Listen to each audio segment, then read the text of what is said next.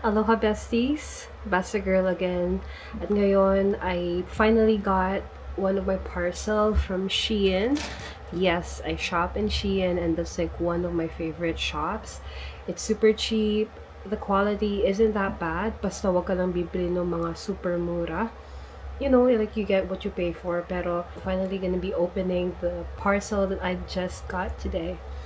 So, yeah.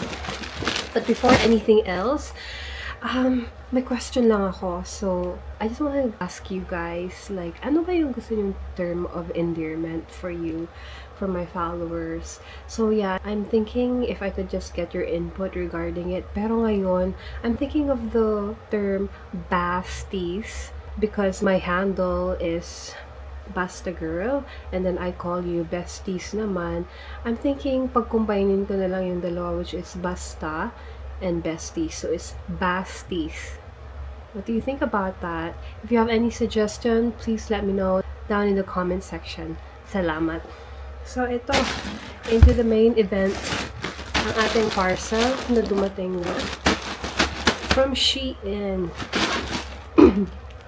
Okay. You know, like, it's hard to stop shopping from Shein just because it's relatively cheaper compared with the other US brands.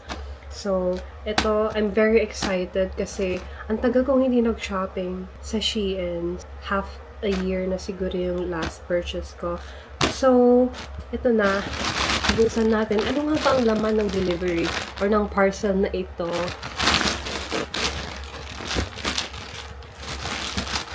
Kayo ba guys, nag-shopping ba kayo sa Shein? I know not available to sa Philippines kasi I've been seeing some of my online seller friends na nagpo-post ng mga items from Shein. So, what do you think about Shein? I think this is a good brand. You know, like, there's a lot of complaints from American people that Shein is not sustainable. It's a fast fashion brand. And also, the chika about child labor, which is hindi dapat natin sinusupport. Pero, you know, hindi naman tayo mayaman. I'm not rich. You know, I can't always afford getting some Polo Ralph Lauren or Zara. Diyos ko, ang mahal-mahal na mga yon. Parang pang Uniqlo lang ata yung kaya ko. So, I really like shopping from Shein, but I definitely do not support anything that has something to do with child labor. So, ang hirap mamili. Am I gonna stop shopping from this because they do this? Or should I just continue shopping here? Kasi ang mura na talaga. Pero, katulad nga ng sinasabi ko, hindi naman kasi tayo mayaman. Tsaka, okay yung quality pa rin nila for the price.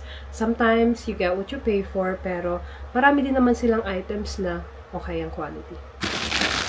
So, into our first item. Okay, I'm just gonna pick here whatever kung anong mabunot ko. No? So, ayan. Actually, hindi ko na maalala kung ano yung mga pinamili ko. Pero, compared with my other orders, medyo mabilis tong dumating.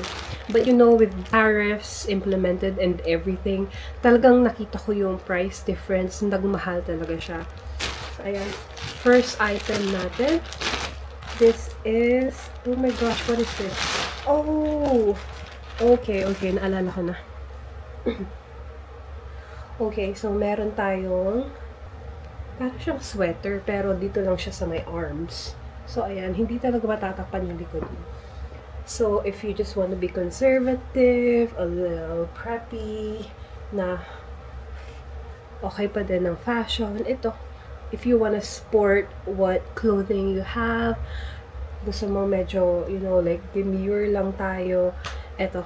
That's why I bought this. So, ito, ang tagal ko na tong, I've been eyeing this for a while, and nakikitan talaga ako sa kanya. Okay, let's see kung ano nga bang item ito. Kamusta naman na kayo guys? Ako, Diyos ko, uwing-uwi na talaga ako sa Pilipinas. Sobrang excite na ako sa mga pagkain. Pagkain talaga yung one of the things that I'm looking forward to. Pero syempre, ang makasama din ng family. Diyos ko. Before anything else, nako, kasi dito ako nag-default eh. Pero naglalaro ba kayo ng Poppy Keep?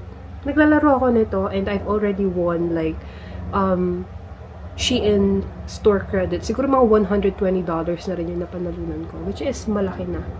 Okay, sobrang init ngayon sa Hawaii, so I'm gonna be taking it off. Pero ayan, nakita niyo kung ano to? Kung anong item ito. Maganda siya, di ba? I feel like it's gonna give you warmth. You know, maganda to kapag magsisimbang gabi, ganyan. Pero dito sa Hawaii, napakainit talaga. Oh, shoots. Bakit dalawa to? Oh gosh, dalawa yung lumalabas. Pero, eto siya. This is the item. Ayan. So, ayan. That's my first item. So, ang tawag pala dito ay Shein Essence Solid Open Front Colorless Long Sleeve Summer Women Beach Crop Duster Cardigan Spring Summer's Clothing Long Sleeve Tops. Para ako nag-wrap. Okay. On to the next item. This is what I got. This is in medium. Medium ako. Pero parang pabigat na ng pabigat ang atin ninyo. Ayan, baka mag-large na rin ako into the future. Pero ito, this is what I got. So, meron siyang padding na built-in. I don't have to wear bra when I wear this. I really like something like this. Wala pa akong ganito eh. Pero, I've always been eyeing about this kasi nga, di ba, di mo na kailangan mag-bra. Mas madali na ang preparation and everything. So, sana okay siya. On to our third items, naka-box. Ayan, alam ko na kung ano to. Ta-da-dan! So, ayan. We have sandals. Bakit nga ba ako napabili ng sandals? Diyos ko, kasi I attended this party na hindi naman siya formal, ganun. Medyo casual lang siya. Pero wala akong ma-pair kasi ang gamit ko ngayon sa bahay, chinelas, Crocs. Tapos, flats, mga ballet shoes, ganyan. Tapos, heels, rubber shoes, sneakers. So, wala pala akong flat na sandals na katulad nito. So, here you go. I'm not sure if I'm still gonna be joining a party later on, pero ito, pag-brunch ka with your friends, ayan, maganda to isuot. Ayan, pero actually, recently, I've been a sneaker girl. So, I prioritize comfort over the looks or aesthetics. So, ayan, I'd rather wear shoes. Pero, you know, for those instances, I'd like to have something that I can use. Sana may party pa. So, ayan, mga basties. I think I need to get used to calling you guys basties. But if you have suggestion talaga, please let me know. You know, what do you guys want to be called? I wanted something unique with, you know, the handles. Handle ng lola nyo. O, diba? So, parang basties. Ganun. Naku, ang daldal ko. Hindi ko nga alam kung anong mga i-edit ko dito. Ang daldal ko talaga. So, ayan. Next item into our fourth item of the day. Oh my gosh, what is this? Isa siyang v-neck. Ayan. So, pakitaan ng cleavage ang labanan. So, ayan. Hopefully, naririnig nyo ko kasi wala akong mic. So, I'm relying on my camera's mic right now. And, nga pala, I just got a new camera, finally. So, I got a DJI Osmo Pocket 3. And that's what I'm using to film right now. Wala akong mic. You know, the mic costs like around $90. So, hindi ko alam kung bibili ako or what. Kasi bumili ako sa Shein ng mic na tigta $10. At ayun, sira na po siya after ilang gamit lang. So, katulad nga ng sinasabi ko, you get what you pay for. So, if you choose to buy cheaply, you also have to expect na yung item hindi ganun ka-quality. This is our fifth item. Okay, katulad din ito nung isa. Meron din siyang built-in padding. So, ayan. Para hindi na tayo mag-wear ng bra. Pero, medyo maiksi siya. Diyos ko. Okay. Ang iksi pala niya. Okay. Hindi ko alam kung masusuot ko to kasi medyo malaki ang ating bodega na. Yun.